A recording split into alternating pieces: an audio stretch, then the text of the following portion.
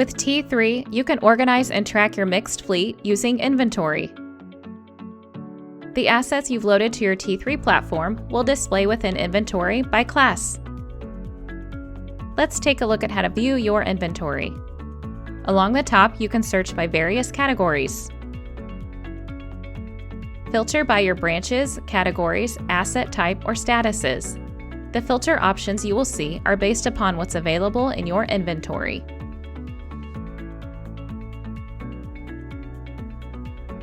Expand a row to see the asset inventory for that particular class. The asset's status can help you determine what's available, unavailable, or on rent for upcoming work.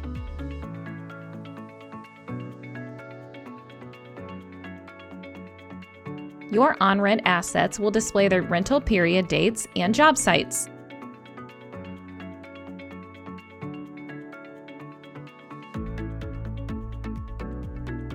When you see a hard down status, it means the asset is assigned to a work order in T3's service feature and awaiting completion.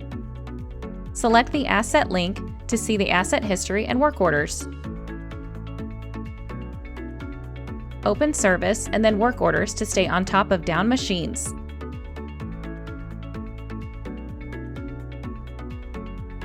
Lastly, helpful warning labels show you which of your inventory is experiencing soft or hard downs.